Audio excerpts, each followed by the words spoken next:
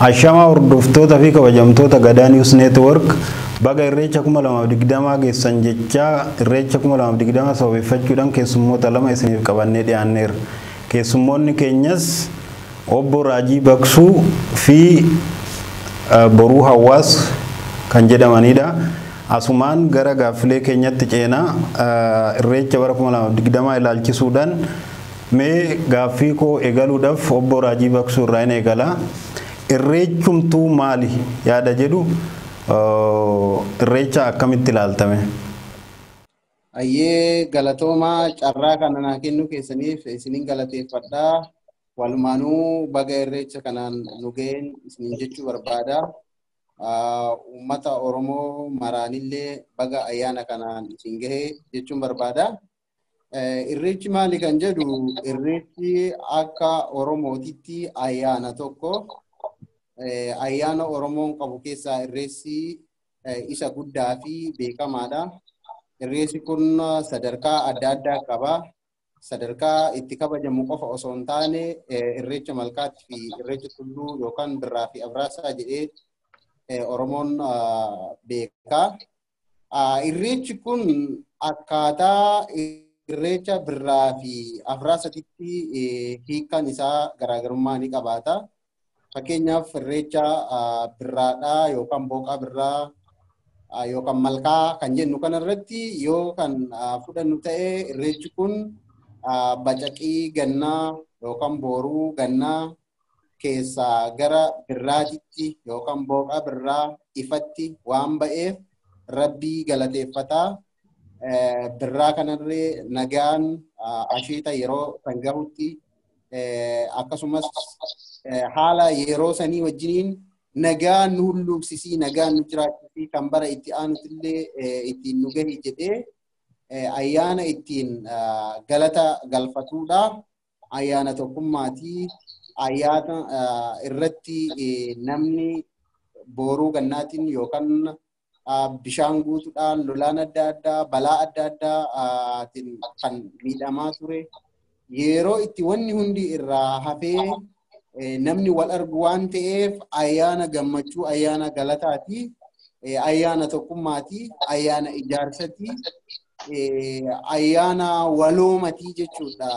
Ayyaanni irreechaa ayyaanni kun ayyaana guddaa Oromoon kabajachaa turte sadarkaa borootii ka'ee yookaan qe'eedhaa ka'ee hanga sabaatitti kabajatu ayyaana guddaadha jechuudha ayyaanni irreechaa.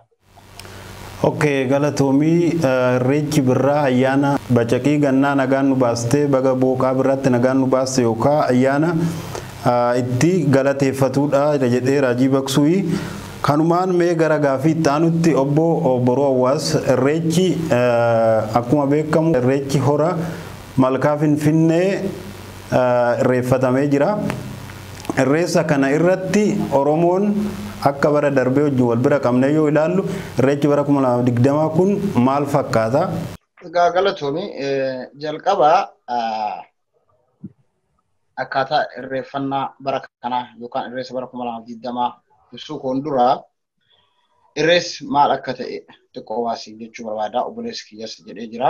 Obboleessi kiyya Raajiin irreessa jechuun ayyaana guddaa Oromoon qabdu osoo Oromoo kutaa lagaan amantiin hin qoodin Oromoo hunda walitti fidee ayyaana tokko Oromoo godhu. Oromoon baay'inaan wanti irratti wal argu irreessu. Baay'inaan wanti Oromoo irratti wal argu ardaa jilaa ta'uu danda'a. Ardaa jilallee yoo ta'e wanti akka irreessatti Oromoon baay'atee miliyoona 5 miliyoona 10 irratti wal argu hin jiru jechuudha. Kanaafuu irreessi akkuma obboleessi kiyya kaase isa birraa keessa irreeffatamu isa malkaa kanaa jechuudha. Kanaafuu irreessa jechuun iddoo humni tokkummaan Oromoo itti ilaalamu. Ganna kana ba'ee ganni Oromoo ganni yeroo baay'ee akkamitti ilaala Oromoon akka waan dukkanaatti ilaala. Roobatu jira lagni firaddaan kutaa Oromoo daan kutaa Oromoo wal gaafata dur bara teknooloojiin hin jirre maaltu jira gara keessan yeroo kun adda citu gaafa birraan bari'ee ililliin birraa ba'ee gartee akka gartee ifatti ba'anii Oromoon dhufee wal iyyaafata wal arga tokkummaasaa boroosaa itti wal gaafata. Kanaafuu irreessa jechuun iddoo tokkummaan Oromoodhaa amantii siyaasa osoo adda hin baane Oromoon akka Oromootti itti wal argee itti aadaasaa duudhaasaa jaalalasaa kabajaasaa itti agarsiisee deemudha. Gaaffii kan kee itti yoon darbee obboleessa koo irreessi baranaa akkamitti kabajamee jettaa? Irreessi baranaa baay'ee tokko nama guba kabajaan irreessa baranaa. Maaliif bara durii kaabineetu yoo irreessa namni dhaqe kaabineen mootummaa jechuudha. Yoo irreessa kaabinee keessaa deeman akka waan sabboonatti ilaalamta waan ta'eef irreessa deemuun salphatu isaan kan uummataa ture irreessa. Uummatatu deema malee kaabineen yookaan dhaabni mootummaa akka annatti hoo deeman malee hin deemu yoo sabboontonni keessaa deeman malee in sodaatu jechuudha. Bakka itti irreen Oromoodhaa tokkummaa Oromoodhaa aadaan alaabaan Oromoodhaa eenyummaa Oromoodhaa calaqqisiifamu waan ta'eef baay'ee sodaatu. Kan alaa kana yoo laalte keessattuu kan bara 2019 wal qabsiiste jechuudha. Irreessi waggaa 150 dura badee ture kan hora Finfinnee kan malkaa Araaraa yoo deebi'u bara darbee miliyoonotaan ba'eeti magaalaa Finfinnee handhuura isaarratti kabajati.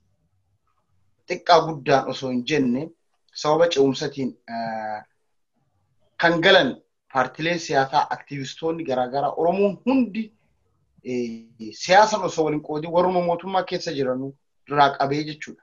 Warra hooggantoota mootummaa irraa qabee, hooggantoota dhaabaa irraa qabee, aktivistoota irraa qabee, abbaa gadaa, jaarsota biyyaa, qeerroof qarree irraa qabee yoo laalte Oromoo kuma miliyoonotaan ba'ee Finfinneen isaa akka ta'e urgeessee biraa deebi'ee yaadni kun immoo Habashaadhaaf yookaan Abiy Ahmediidhaaf fudhatama hin arganne yoo haaluma kanaan itti fufee Finfinneen kan gara waggaa 150 duraa sanitti deebi'uun hin oolu waan jedhameef irreessa baranaa kanaa haala fokkisaa haala gartee nama gartee kaabinee fi irreessuma kanaayyuu Oromoo irraa fuudhanii kan Itoophiyaati kan Oromoo osoo hin taane kan Itoophiyaa maraati jedhanii alaabaa garaagaraa alaabaa miliiliffaa uffisanii namoota biyya alaa Ameerikaa fi Awurooppaa ta'anii Oromoo abaaraa du'a Oromoodhaa hawwaa turan fa'aa qabanii isaaf fa'atu baajii qabatee deema.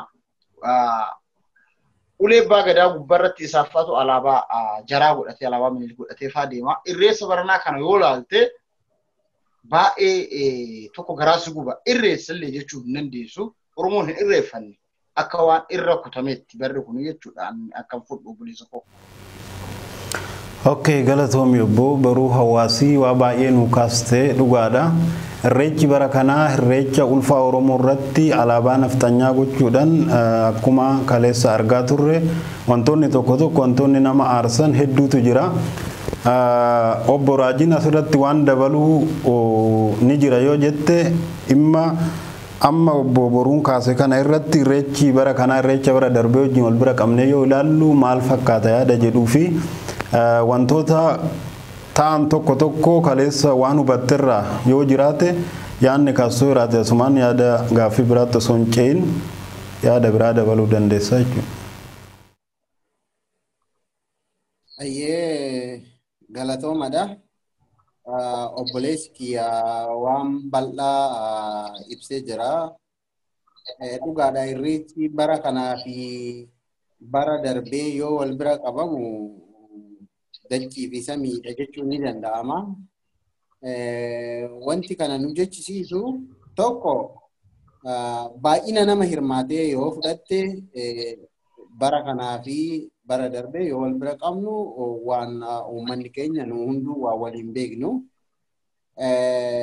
Inni biraa sirnummaan godhamu sirni irreessaa godhamu irreessi tokko irreessa jedhamuudhaaf yookaan ayyaana irreechaa yeroo kabajju sirnoonni jala bultiirraa eegaltee gootu jira akka sirnichaa abbaa sirnichaatitti jechuudha.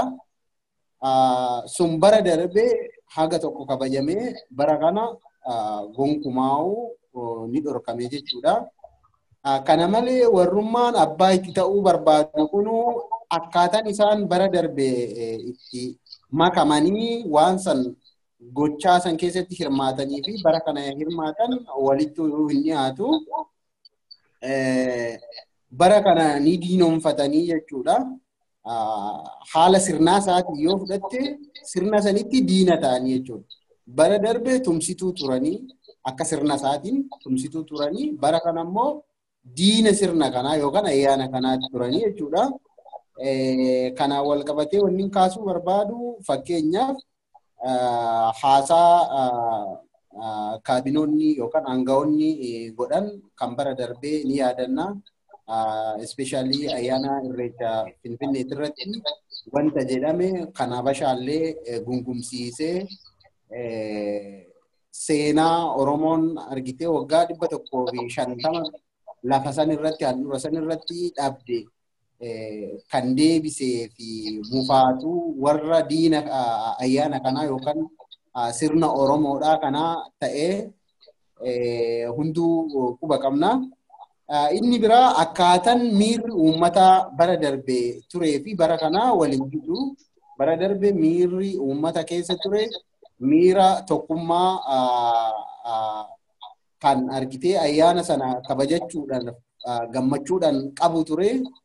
Miira waloo malee miirri bir'ifannaa yookaan sodaan hagas maraa qaama diina ta'e kanarraa isarra gahuu hin turre jechuu qofa osoo hin taane akkaataa bara kanaatti wal bira qabdee yoo laaltu walitti hin dhufu jechuudha. Bara darbee namuu waan sirna san fakkaatu irratti xiyyeeffataa ture jechuudha. Sodaa diinaa yookaas akkaataa argitee itti hirreeffatu kanarratti nagaan dhaquu fi dhaquu dhabuu irratti sodaa qabaatee osoo hin taane sirnicha irratti xiyyeeffateeti kan deeme. Miirri jiru miira ayyaanicha irratti xiyyeeffate ture. Bara kana immoo akkuma arginu namni manaa yoo gabba'u akkaataan inni ittiin gabba'u of eeggannoodhaan kan guutame yookaas immoo kaabineen karaatti naqabdi humni tikaa humni poolisiidhaa karaa irratti miidhaan irraan gaha yaada jedhu sammuutti qabatee ba'ee jechuudha.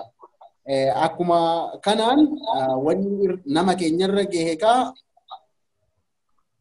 waan hedduu akka ta'e beeknaa. Hidhaan karaadhaa deebisuun sammuudhaan argitee namni keenya akka jeeqamu gochuun waan hedduutu uummata keenyarra gahee. Kanaaf irreechi bara kanaa fi kan bara darbee yoo wal bira qabnee ilaallu kan bara kanaa irreeffate jechuun baay'ee rakkisaadha. Maaliifin akka duudhaa irreeffannaatitti namni nagaan irreeffatee sirna san kabajatee nagaan gara mana ofiititti galuu qaba ture. Sirni kun guutuu hin turre. Yoo kana jedhu uummanni waan argitee kanarratti hamileen inni qabu laafee osoo hin taane uummanni ammallee gabba'ee jira. Uummanni gabba'e kun hamilee waan isaatiif qabu guututti qaba. Garuu qaama diina waan kanaa ta'ee waan kana balleessuu barbaaduun gufatee akka seeran yookaan sirnaan hin irreeffanne taasifame. Kanaafuu bara kana irreessi kabajame baay'ee kan miidhamaan yookaan dhiittaadhaan guutameedha. Kana wanni godhaniif durirraa ka'eetu beekamaadha.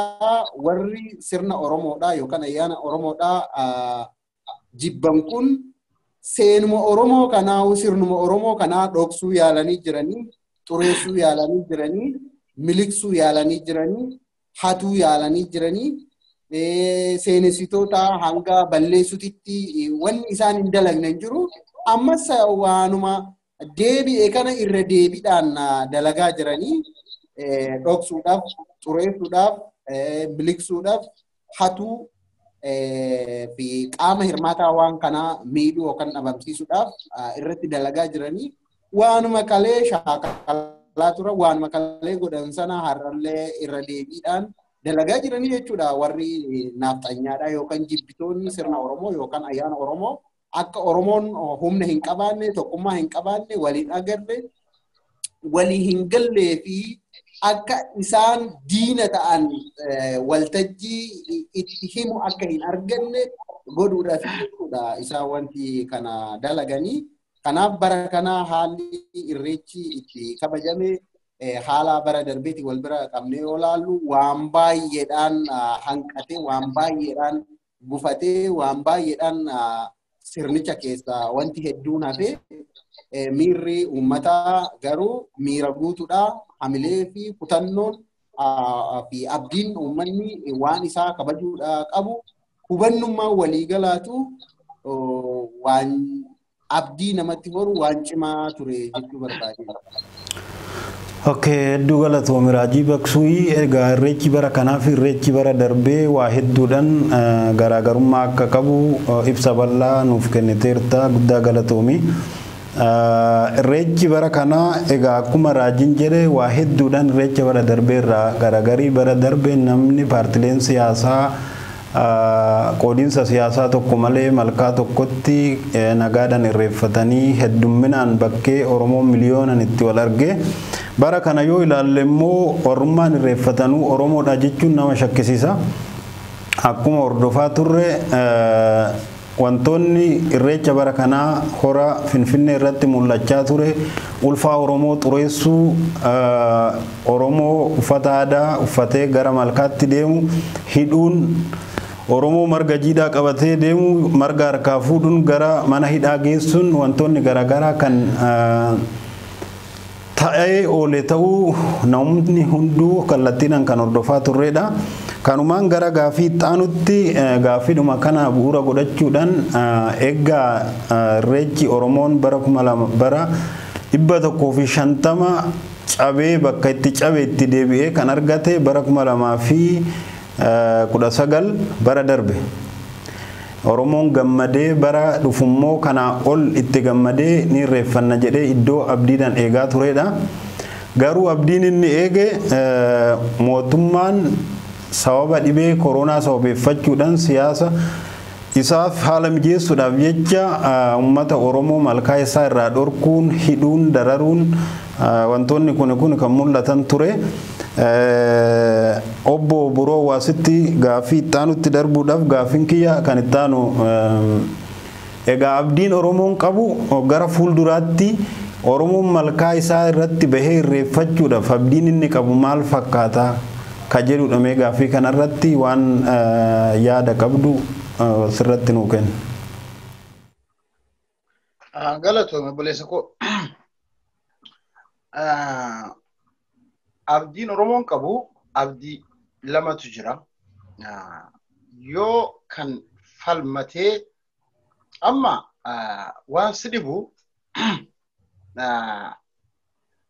dhalataa naannoo sirni gadaa itti geggeeffamu waan ta'eef irreessa kana waggaa baay'ee deemaa ture amma 2016tti bara wayyaanee keessa bara diinaa sanuu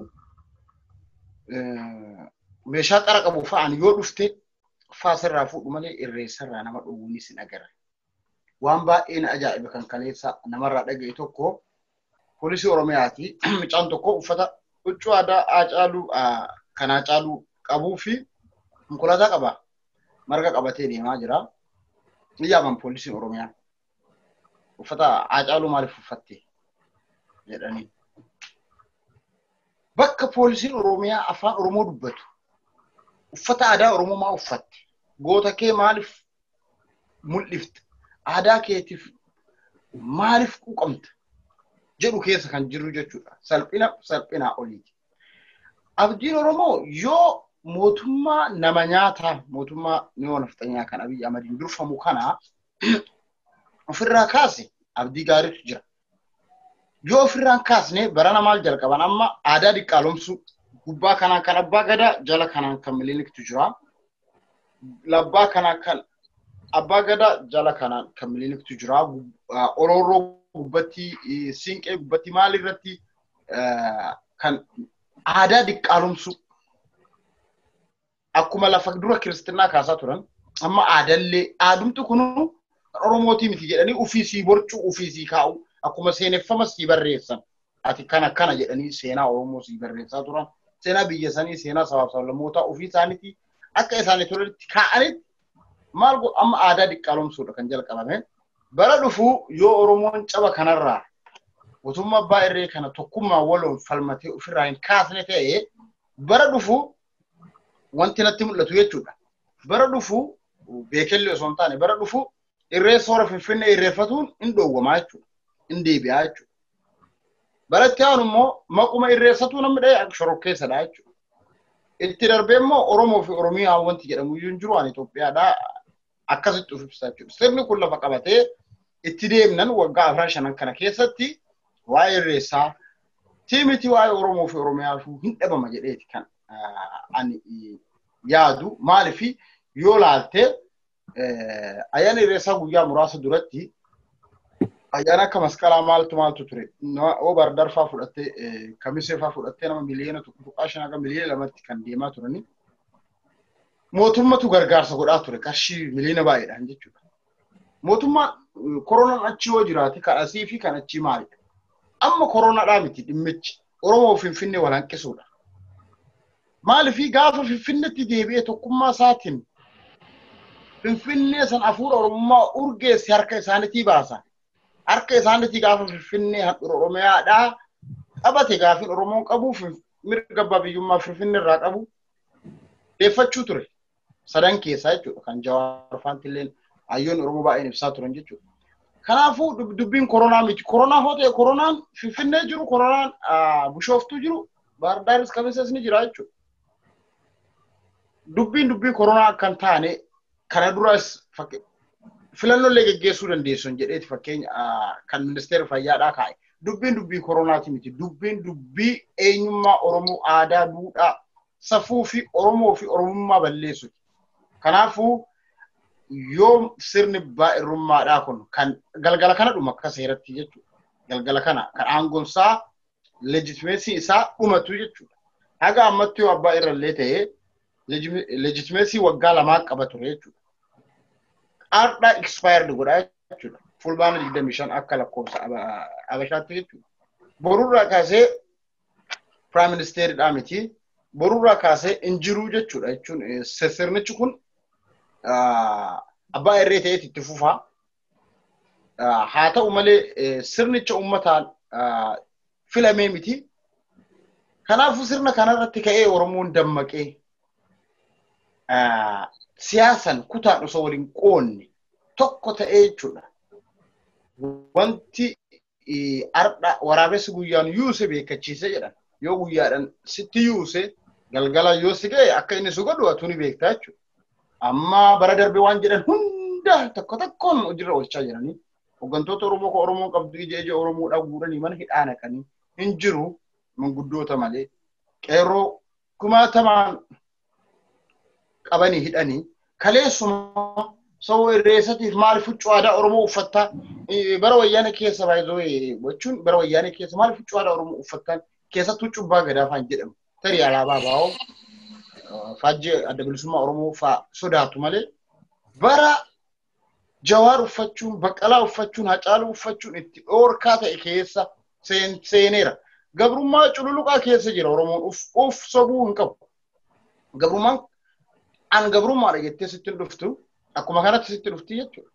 Yoo sirni kun kararraa godhe garuu Oromoon hooggantoota isaa baafatee Oromoo fi Oromiyaa isaa walaba bilisa baafatee sabaaf sablammoota wajjin biyya san keessatti mirga qabsaa'aa tureef mirga waggaa 150 dura kaasee dhabe miliikirraa kaasee hanga har'aa dhabe tokkoon deeffatee hora Finfinnee irratti kan bara 2019 caalaa ba'ee kabajatee yoo sabni jiraatedha kan ayyaanni jiraatu yoo sabni jiraatedha kan bar waa'ee Oromoo fi Oromiyaa dubbatu waa'ee afaan keetii waa'ee duudhaa keetii dubbatu sabumtuyyuu sabuma guddaa Oromoo fi lafa Oromiyaa jedhamtu kanaayyuu dhabuuf deemaa jirra. Kanaafuu sabni kun yoo taa'e maaliif Abiyyi waan kana dura jedhaa ture waan waggaa tokko dura jedhaa ture hunda waggaa har'aa laalte fi har'a laalte irreessa qofa irratti miti. Waama kam irrattuu baay'ee tokko yoo madaate ufsi jibbisiisaa jechuudha. Ufsi jibbisiisa. Qabsoo uummanni waggaa 150 booda billici takka xiqquma akka seeftee sana argee uummata gammadee amma bakka bara darbe irreessa bara darbee fi kan baranaa laali. Siyaasa bara darbee fi kan baranaa laali. Baay'ee garagara. Gaafa waggaa lama sadii taa'een sirni kun sirni nafxanyaadhaa kun luka diriirfatee si qabate oo kana caala jaalattee osoo hin taane gabrummaa dirqiidhaan jala bultaa jechuudha. Kanaafuu sabni kun abdiin inni qabu ka'ee falmatee gaafa biyya ofii fi saba ofii bilisa baase gaafa san booda waan dhabe deeffachuu danda'a. Garuu sabni kun harka maratee taa'ee kutaa wal qoodu siyaasa wal qooduudhaan wal hamatee ajandaa piippiin kenniteetiin walirratti duulee burjaaja'ee ammallee ilma abbaa gadaatu masaraa kiiloo 4 naa jira. Ijoollee abbaa gadaatu na bulchaa jira jedhee of gatee jennaan dhumaatii guddaa nuuf ta'a jechuudha. Caba badaa cabnaa jechuudha. Silas dhaadatee ture waggaa 1,000 kan kaanetti isin cabsa jedhee jechuudha. Abiyyi waaqni Oromoodhaa garuu kan keekiyyaan akka jedhee inni weellisetti kan ayyaantummaa qabu hin cabu garuu wareegama qaalii nu kafalchiisuu danda'a. Hayyoota keenyaa beektota qeerroo keenyaa waa hedduu nu kafalchiisuu danda'a. Bilisummaan immoo wareegama malee hin dhuftu. Bilisummaan tolatti hoodhi jedhee waan namni sii kennu miti. Lubbuu dhiiga lafeetti cabsitee sa'aati waa meeqatti baastetti leecannoo kee hundatti baastetti bilisummaa kan argattu. Kanaafuu abdiin jiru abdii lamaan kanaa siin jedha. Okay, galatoomii boroowaas ibsa bal'aa nu kennite. Oromoon abdiin gara fuulduraatti malkaa isaa irratti ba'ee irreeffachuu inni jalqabaa mootummaa abbaa irree kana ofirraa kaasuu qabaadha yaadni jiru. Yaada bal'aa fi waa hedduu kaasee jira. Kanuma irratti mee obbo Raajin yaada dabalataa yoo jiraate yeroo keenya wajjin akka deemnutti gaaffii itti aanutti osoo hin ce'in yaadni dabalataa yoo jiraate gamanumaan itti dabaluu dandeessa. Hayyee galatoomadha. Obboleessi kiyya boruun waan bal'aadha kaasee. Ani wannin jechuu barbaadu jalqaba abdiidhaan duratti seenaa biyya sanii ilaaluu barbaachisa. Biyyummaan Itoophiyaa sun seenaa diqaalummaa kanarraa hin fagaattu. Warri biyya san ijaare jedhamullee waan diqaalummaa kanaan waan wal qabatudha. Waan dhalattee yookaan indigenous knowledge biyya saniitiin kan wal qabatu miti jechuudha. Seenummaan biyya sanii seenaa hundee qabu osoo hin taane waanuma ergisaa fi diqaalummaa kanarraa waan ijaaramedha jechuudha. Ammallee wanni dhalattee seenaa dhalattee biyya saniitirratti akkanatti duulamu Oromoo qofa osoo hin taane warruma sablamoota biraa irratti illee duuluma akkanaatiitu ta'aa jira jechuudha. Wanni kana godhamuuf olaantummaa sirna diqaalomaa fi eenyummaa diqaalomaa kana ol kaasuudhaaf jechuudha. Warri kun waa lama qabateetoo jira jedheetiin yaada amma. Abdii uummataa qofa osoo hin taane isaanillee warra abdii kutate jedheetiin yaada. Abdii kutannaan isaanii deeggarsa uummata bal'aa biraa hin qaban. Warruma sirna san leellisuu fi fayyadamtoota sirna sanii fi warra dantaan bitamu, warra dantaa xixiqqoodhaan bitamu ala akka bu'uura biyya tokkootitti, akka sirna ijaarsa biyya tokkootitti warra hundee lafa qabataa tokko irratti gad dhaabbatee miti jechuudha. Waan kana immoo tolchanii beekan. Kanaaf filannoon isaanii sirna hundee dhalootaa yookaan indijineesii kana balleessuu, diqaalomsuu, dhoksuu, miliqsuu fi kan isaanii taasifachuu waan akkanaatitti kan deemaniif kanaaf abdii kutannaa fi shaakala durirraa qaban kan itti milkaa'anillee ni qabanii. Shaakala durirraa qaban sana itti fufiinsa isaa paartii isaa haaromfachuu fi abdii kutannaa agartee sirni dhalatteedha yookaan akkaataan uummanni itti fedhu kun kan isaanii hin taane isaanii wajjin walitti hin deemne kan bishaanii fi zayita ta'ee wal fudhachuu didu akka ta'e waan baraniif tarkaanfii kanatti seenanii jechuudha. kallattiidhaan yoo mootummaa kana fudhanne mootummaan kun dhugaadha dura waan akka cosmetic change wayii tokko waan jijjiirama gubbaa tokko agarsiisee ture waadaa akkasiitirree mul'isee ture jechuudha calaqqee wayii tokko akkuma calaqqee sammuu mul'isuu eegaleen dhaadannoo eegalee jechuudha yookaan gochaa faallaa waan kana yookaan reverse kan godhu eegalee jechuudha calaqquma saniyyuu so jijjiirama duraan uummanni dhiiga itti dhangalaasee lafee itti cabsee qaamaa itti dhabee jireenya waa meeqaan itti gaaga'ame sana hanga haala tolfatutti cosmetic change sana fi waadaa sana galaa ture jechuudha. Amma immoo akkuma nama jedhe waa lamaan kana tokko abdii kutannaa fi lammaffaa shaakala haaromsa sirna kaleessa ittiin uummata kana cabsaa turan bu'uura irraa waan dhalattee biyyaa ta'e kana waan sabaaf sablammoota calaqqisiisu sabni tokko eenyummaa isaa ani saba kana fakkeenya akka Oromootitti ani Oromoodha sirni kiyya kana maqaan kiyya kana wanti na fakkaatu kana qabeenyi kiyya kana biyyi tiyya yookaan lafti tiyya biyyeen tiyya kana waan jedhu kanarratti dhiibbaa gaggeessanii diqaalomsanii akka lakki an Itoophiyaadha Itoophiyaan hangafa waan kana hundaati filannoon jirtu filannoo Itoophiyaanummaati kun kan immoo itti aanu akka jedhaniif danda'an akkuma nama jedhe miliksuu dhoksuu xureessuu fi kan ofii taasisuu kan kanaa olii immoo tarkaanfii humnaa kan akka qawwee fi wantoota biraa irratti fudhachuudha jechuudha hidhaa ajjechaa fi wantoota kanaa fi kana fakkaatan kan uummata kana hamilee cabsu tarkaanfii akkasii irratti fudhachuudha jechuudha. Kana wal qabatee uummanni keenya immoo yookaan Oromoon hubannoon inni eenyummaa isaati irratti qabu cimee jira jedheetiin hin fudhadha. Jabaatee jira jedheetiin hin fudhadha. Ititee jira jedheetiin hin fudhadha.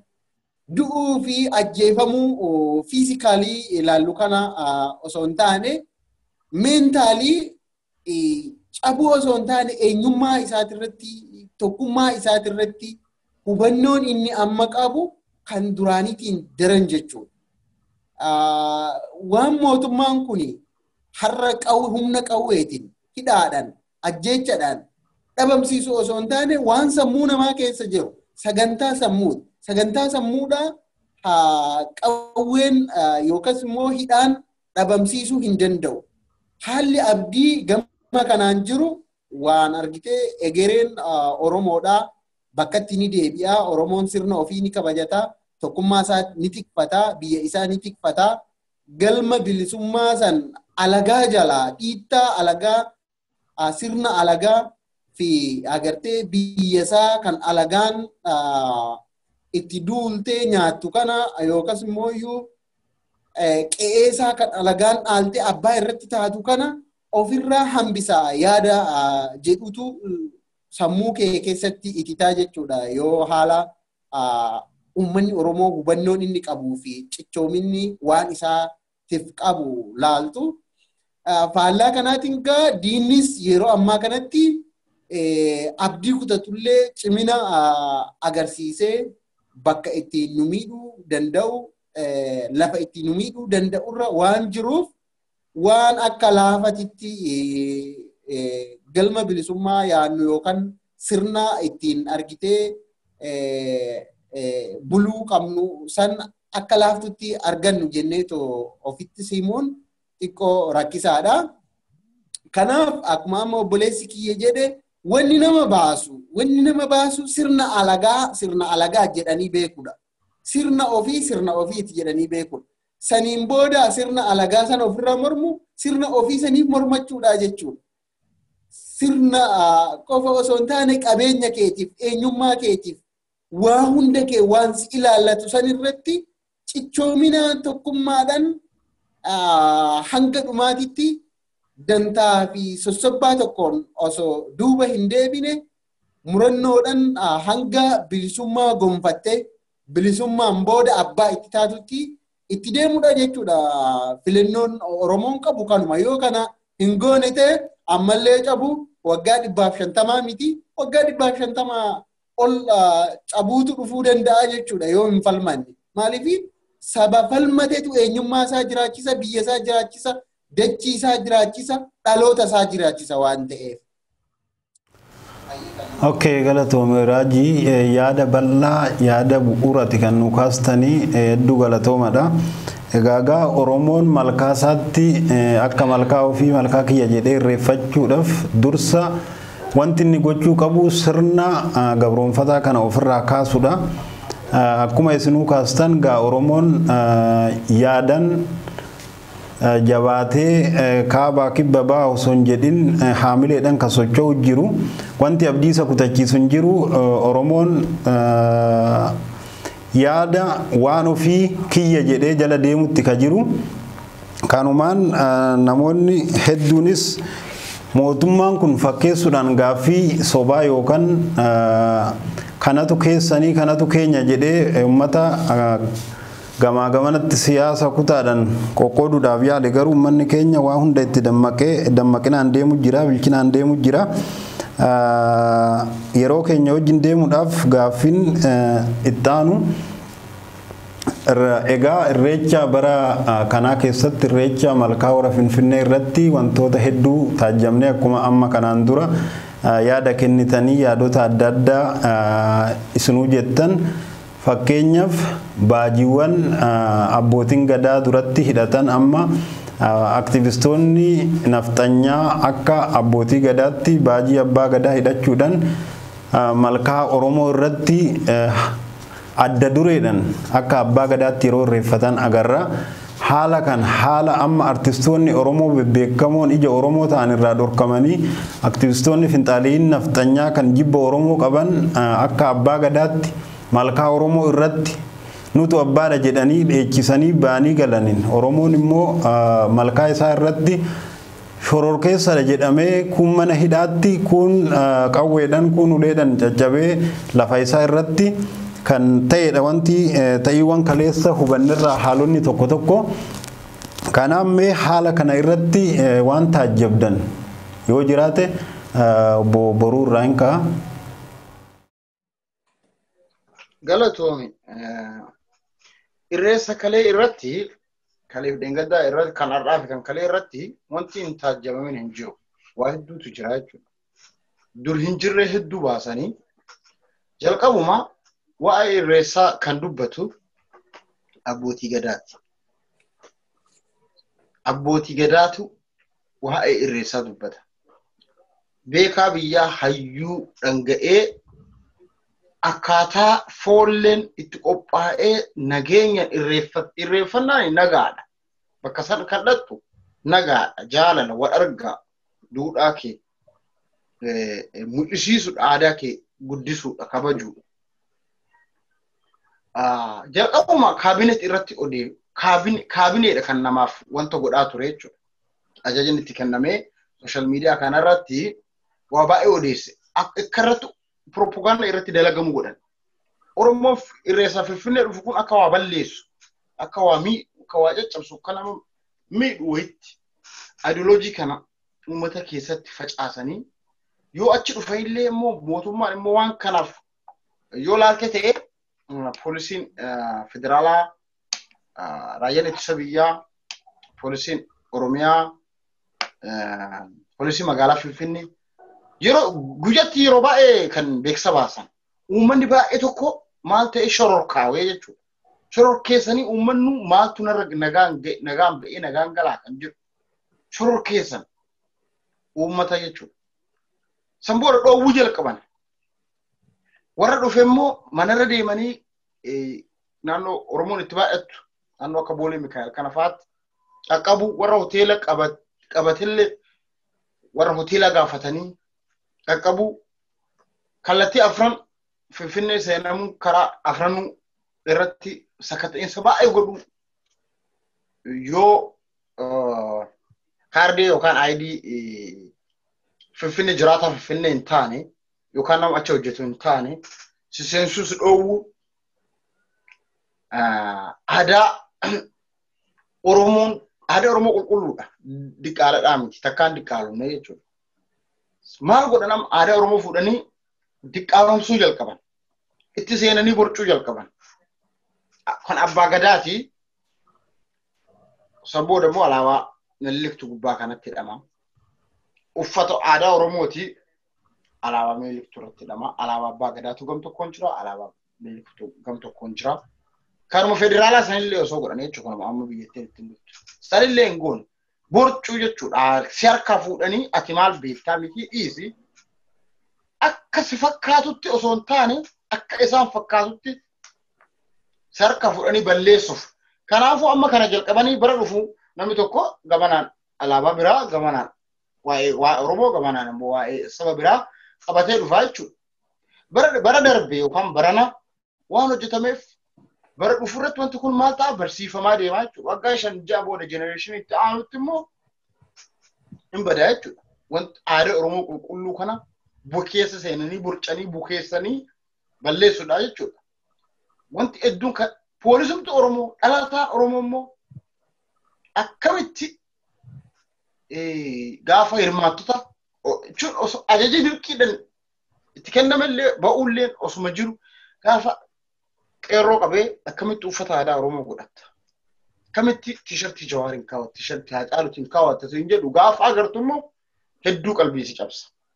Garuu immoo dammaqina uummataa olaalte uummanni keenya awareness guddaa argateera. Baay'ee tokko dammaqee giddugala kana hoo ta'e malee jechuudha. Bakka hundi dammaqeera. Garuu dammaquuf hin qofti bu'aa hin qabu. Dammaqeensi kun tarsiima masakamee akkaataa itti galma bilisummaatiin uummata ga'u irratti hojjetamuu qaba jechuudha. Olaaltee uummanni baay'ee jibbeera sirnicha. Oromiyaa keessatti guutumaa guututti yoo warra garaaf bulu taate kaadiree Abiyyi qaxarat taate malee uummanni fudhataa hin jiru. Darbi poolisiin Oromiyaa mataa isaatu jaalataa hin jiru. Dhalataan Oromoo dhalataan sablammoota biraa jaalataa hin jiru. Sirna baay'ee sirna Minilik kana duraa turutti deebi'aa jira jedheeti. Baay'ee tokko falmataa kan jiru. Garuu falmati kun immoo yoo goolii yookaan immoo sirnicha kana ofirraa hin kaafne ta'ee bu'aa hin qabu jechuudha. Qeerroo jajjabaa si dhabsiisaa, hooggantoota qabsoo si dhabsiisaa, san booda tokko taatee hoo hamma bilisummaa san gonfatutti yookaan falmanne taate mismaar akkuma dhaaniin akkuma itti gadi dhaaniin jabaata jedhan. Akkuma ati asii jalaalaaftuun jarri maal ta'a sirratti jabaataa deema. Finfinnee dhorgani.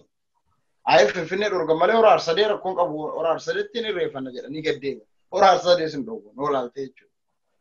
Finfinnee amma maali dhabeetta erga Finfinnee sodaatanii raafanii kan arsadees maaf hin hambifneetu dhufu. Bara dhufu immoo nama nuti fille malee wooma irreessatu namni maqaan dubbatu kan baranaa akka baranatti uummanni tasumaayyuu manaa bahillee karaa irratti dhoowwamullee hin jirutu dhufaa jechuudha. Kanaafuu uummanni kuni hamma daffarame hamma calcalli rakkoo irratti xiyyeeffatame beekuu qaba. Waan isaaf kaa'ame waggaa tokkotti hammaa kan ta'e waan waggaa 5 booda uummata kana qunnamuuf deemu beekuu qaba jechuudha. Kanaafuu irreessa kanarratti wanti argite waan baay'ee mataa si cabsuudha. Tokko lakkooftee fixuu hin dandeessu jechuudha. Bara darbee akkaataatti kabajan oo'ina jaalala kabaja dammaqinsa uummataa tokkummaa akkamitti namatti tola. Barana hoo maaltu jira nu keessa? Hayyoota dhabne kana Haacaaluu dhabne gaddaan ba'ee gadduma saniin immoo kabajatu hin dandeenye baay'ee isaa akka nama gartee maal tumuu sinaan jedhu akka gartee nama gartee horii tumutti ari'anii Finfinnee keessa gommaadhaan tumaa turan. Jimlaan qabaa hidhaa turan. 400 walitti qabanii jechuudha. Yeroo koronaa kanaan jechuudha. Waan biraan goone kiraamiin inni uume Oromummaa ta'uudha. Fi aadaa Oromoo waan Oromoo mul'isu qabatee ba'uudha. Duudhaa isaa lafa ganamaa isaa Finfinnee irratti irreeffachuuf dhufuudha. Kanumatu yakka jechuudha. Kana booda Oromoo jettee of yaamtuun yakka ta'uu akka danda'u yoo sirni Abiy Ahmed kun itti fufe uummanni keenya beekuu qaba jechuudha. Kanaafuu ijibbaata falmachuu qaba. Inni beekuuf shororkaa'uu jedhe haa caalu. Kanaaf humna qabanii waa hundaan falmatu jechuudha. Abiy Ahmed wanti inni qabu qawwee qofaa jechuudha. Abbaa irree yoomiyyuu qawweedhaan jaalatteetii miti jechuudha. Akka inni jeetti deemtu akka inni deemne taanaan kararraa si maksaa jechuudha. Malee Jawaaris ta'ee Baqqalaa jedhamtoonni Oromoo kamiyyuu yakka waa hojjetaniitii miti jechuudha. Kanaafuu uummanni Oromoo irreessa kanaa miti Oromoo fi Oromummaa dhabuuf deemaa. Gaafa Oromiyaan jiraatte bar irreessa kana Oromiyaa tantee irratti kabajaa miti. Handhuura Oromiyaa Finfinnee jettee hora Arsadee jettee kabajatu. Hootarii kan bara darbe hootarii kan laaltu ta'ee Oromiyaa keessatti afaan Amaaraatiin baratamuun jalqabamuu qaba jedha Piraayim Ministeerri biyya sanii kan dubbataa ture jechuudha biyyi. Kana jechuun maal jechuudha beektaa? Jenereeshinii jijjiiruudha. Gorsaan isaallee Daani'eel Kibrat akkas jedhe. Jenereeshiniidha maaliif dhaloonni nuti har'a waa'ee bilisummaa haasofnu kun dhaloota waggaa 20-30 dura irratti hojjetameetu har'a kan qarreef qeerroon kun akkasitti ba'ee sirna abbaa irree kamiyyuu irratti hin jiru jechuudha. Jenereeshiniin immoo amma jarri kun yoo darbillee yoo jenereeshinii kana jijjiiranii deeman yoo qabsoo Oromoo kana cabsanii deeman qabsoo Oromoo kana lafaa kaasuuf waggaa baay'ee namatti fudhata jechuudha. Kanaafuu Oromoon rafuu hin qabu.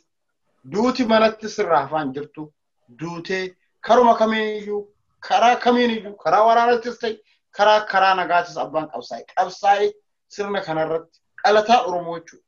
Dhalataan Oromoo kan ta'e kaabineef kaadirraa kan hafe dhalataan Oromoo kan ta'e kan raayyaa ittisa biyyaa keessa jiru kan eessayyuu jiru jechuudha.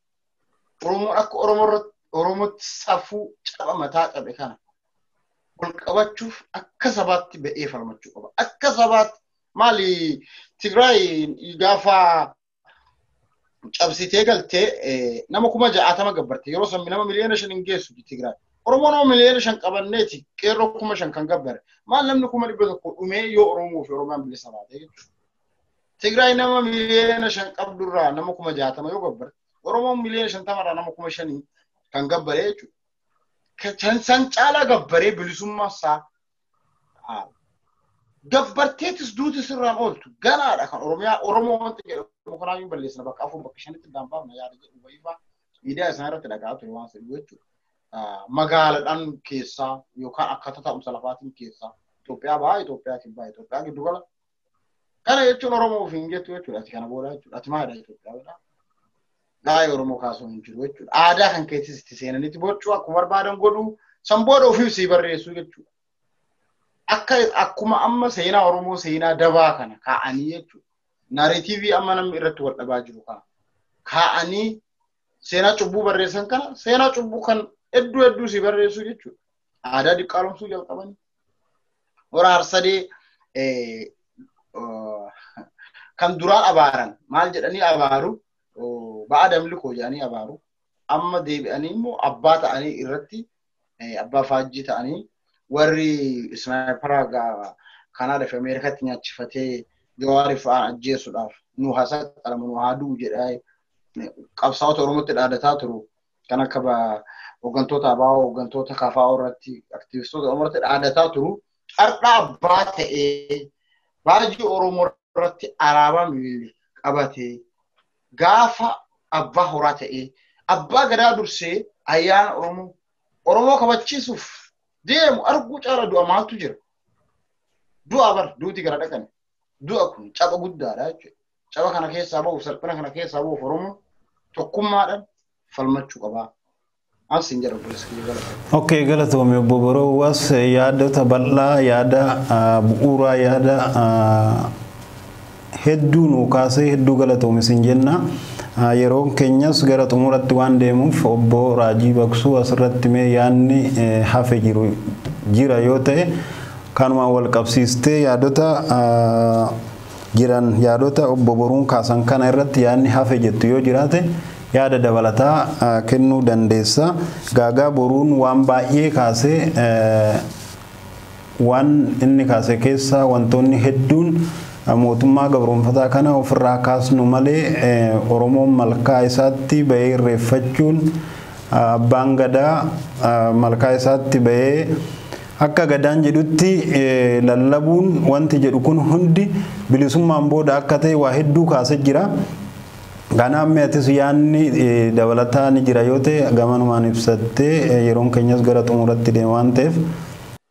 Ayyee galatoomadha.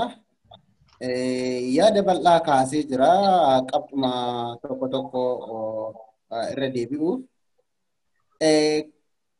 Amma uummanni akka waliigalaatitti sirna isaa akka hin kabajne taasifame jechuu dandeenya. Hirmaattonni waan sanii uummata osoo hin taane kan ayyaana kana kabaje akkuma obboleessi kiyya jedhe kaadiree kabajatee jechuudha bara kana. Warra paartii takkaati jechuudha. Warra paartii tokko leellisu, sirna paartii osoo hin taane, warra nam-tokkee fi sirna naafxanyaa leellisutu fi waan saniif argitee heeyyamamaa ta'etu bakka san dhaqee itti fakkeessuudhaaf namoota akka abboota gadaa fi manguddoota tokko tokkoof carraa banaa godhanii sanuyyuu akkaataa sirni isaanii yookaan akki isaan fedhanitti warra deemu waan kana keessa galfatanii jechuudha. Silaa abbaan waan kanaa abbaa gadaa ture kan malkaa saaqu abbaa malkaati.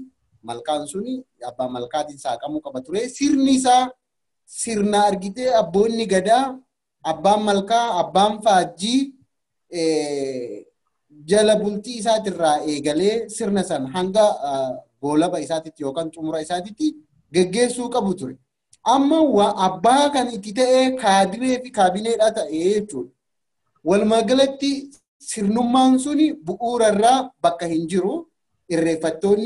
Irreeffattoota paartii sanii yookas warra kaadiree fi kaabinee warra baajiidhaan gandarraa eegalee heeyyamni kennameefitu waan sanarraa itti hirmaate uummanni bal'aan akkuma waliigalaatiitti dhorkame jechuudha. Kun manatti dhorkame.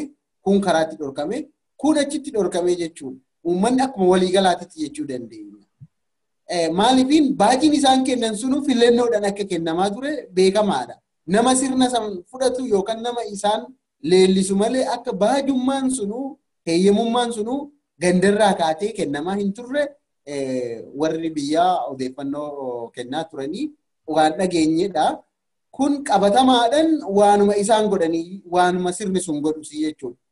Inni biraa asirratti wannin jechuu barbaadu erga uummanni akka waliigalaatitti dhorkamee namoonni argitee silaa sirna kana keessatti gahee qaban kan akka aktivistoota haa ta'u artistoota akkatti karaadhaa deebifaman arginee jirra. Itti akka abbaa waan kanaa hin taane itti himamee jechuudha. Walumaa galatti abbaa waan kanaatii miti takka ammoo abbaan nuyi isiniin ilaallatu yookaan akka nuyi jennutti yoo hin fudhanne isin sirna kana kabajachuu hin dandeessan akka jedhamee itti himameetitti jala murree beekuu qabna karaadhaa deebifame dubbiin baajii qofaa miti jechuudha.